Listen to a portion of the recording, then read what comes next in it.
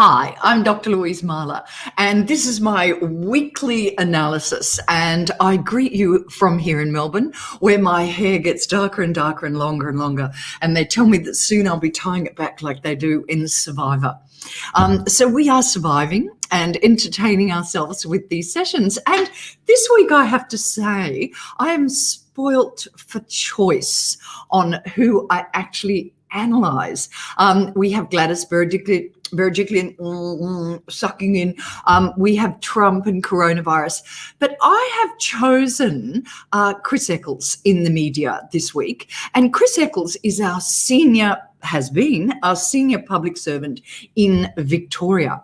Now, Chris Eccles is the Secretary, the Department of Premier and Cabinet, and resigned this week after the investigation into the COVID-19 hotel quarantine inquiry on day 21. Now, let me tell you what this session is not about. This session is not about politics. I try to remain neutral in my politics. And it's also not about truth or lies. You know, I don't really care if it's about truth or lies. Of course I care, but that's not what we're analysing.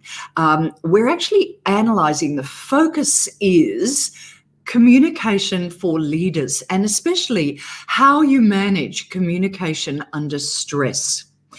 So I don't question, Mr. Eccles' qualifications, but let's have a look at some of his performance. I will share the screen and we'll just share a few seconds. You played in the facilitation or organising a request? I think there came a point where, because of some confusion and issues with communication, and I don't know how temporary the arrangement became, where there was a requirement for secretary sign-off of some RFAs. It's a recollection that I have, and it may have just been appointed. Okay, so stop share. Let me just have a little bit of an analysis of the session in case you didn't see it. For a lot of the session, Mr. Eccles had his hands clasped in front. He was rubbing his nose. He had his hands to his neck and his face. There was tremendous amount of lipping because his mouth was dry, sealed mouth, especially at the ends of phrases. This was a man under enormous stress, and let's not underestimate the stress involved here. Who would have wanted to have been in this position? Nobody. But the major issue I would like to focus on is the eye contact. Let me tell you about eye contact in case that's never entered your mind. I have a little model here.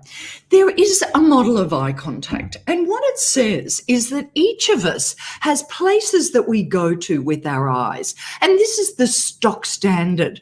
We tend to look up for our visual thinking. We tend to look sideways when we're thinking of sounds, or somebody said, or we'd like to say sounds. I heard this music, I'd like to compose this music. Or we look downwards for feelings, whether we're touching things or feeling internally, or whether we're speaking to ourselves, we're having an internal dialogue.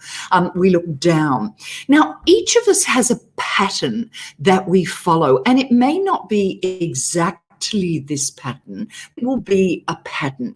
And the issue is, for people who are trying to spot whether you're telling the truth or a lie, is that we tend to look to one side when we're remembering information, and we tend to look to another side when we're remembering information.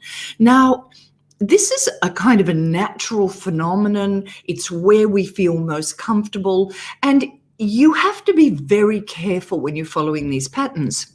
Because for most people, we look to our left for remembered information. We look to our right for constructed or created information, which is where we would go to for lying.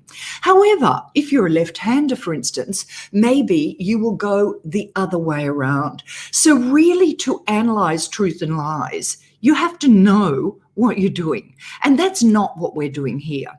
What we're doing here is recognizing that when it comes to leadership, you can't look anywhere because general public don't know these rules. General public know one thing: you move your eyes, you're a liar. This is not true, but it is the perception. Therefore, it's rule number one, if you're a politician or anyone in leadership, that you're able to keep your eyes straight ahead. And, you know, my phrase, the amateur practices till they get it right, the professional practices till they can't get it wrong. And there's quite a leap. Now, this was one of those situations for Mr. Eccles where you want to make sure that you didn't get it wrong. And he actually succumbed, as you could see in the video, to looking up constantly to either side. Now, I'm not analysing whether that's truth or lies. I'm just saying that this is a very poor perception to people who are listening. And the lesson for us all is don't move your eyes. Now, how hard is this? Well, research shows that it takes 2 minutes to learn how to hold your eye contact. It's just that we don't spend the 2 minutes practicing it. And it's breaking through barriers of fire. Moving your eyes is a way of defending yourself. It's also a way of just getting away from the tension. And if you're in leadership, you have to struggle through that. So what are the rules? You look straight ahead. Now, I hear all the time people say to me, oh, but that's staring, Louise. No, it's not, because staring is when you look, but you don't what? You don't blink. So what we need to do is blink. And blink, it's approximately every 4 seconds, 15 times a minute. Just blink regularly. So you look ahead and blink, and you do that under all circumstances. So the rules of the game that we can learn that I would like to talk about in terms of Mr. Eccles is we don't clasp hands. We don't close the body. We keep the hands wide and the body open. The hands don't come and block. The hands never go to the neck or around the face. Keep the hands away from the head. Put them down and low. And keep the body wide. No clasping of hands. No rubbing of nose. No hands to face. If your mouth goes dry, licking the lips is not the strategy. The strategy is to bite the tongue. Bite the tongue. No one can see it. You just bite it. The tongue is very delicate. And when it's bitten, even lightly, bang, it defends itself by bringing moisture to the mouth. So that is the strategy under stress, is to bite your tongue. And then with the eyes, you hold them straight ahead. It is a matter of practice. So you have your rest position and then you hold state. Keep your neck loose by nodding, hold state, and you hold that. How do people do this, or do people do this? Well, I think a brilliant example was Mark Zuckerberg. Now, Mark Zuckerberg was interrogated, in fact, by Congress in America. I've got the video here. Interrogated. And he has some sort of Asperger's, I think. And therefore, it is even more difficult if you have autism, Asperger's, to have these skills.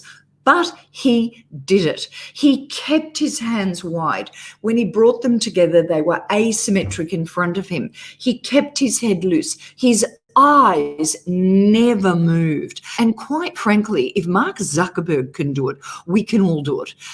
So I would love to show you what he did. Share screen, Mark Zuckerberg, here we come. Would empower people to do good things. What I think we've learned now across a number of issues, not just data privacy, but also fake news and foreign interference in elections, is that Look we need how to his take a more body's proactive wide. role and a broader His view of our eyes are responsibility. straight It's not ahead. enough to just build tools. We need to make sure that they're used for good. And that means that we need to now take a more active view in policing the ecosystem, and in watching and kind of looking out and making sure that all of the members in our community are using these tools in a way that's going to be good and healthy. So at the end of the day, this is going to be something where people will measure us by our results on this. It's not that I expect that anything I say here today to necessarily change people's view, but I'm committed to getting this right. And I believe that over the coming years, once we fully work all these solutions through, people will see real differences. Believe me, the man is trained to within an inch of his life, and we can all learn from that. Under stress, the eyes go straight ahead. There are other things that we do, but our lesson from Mr. Eccles today is the eyes stay straight ahead. Remember, the amateur practices till they get it right, the professional practices till they can't get it wrong. And another little adage I'd like to leave you with today is tell the truth. It's easier to remember. Thank you.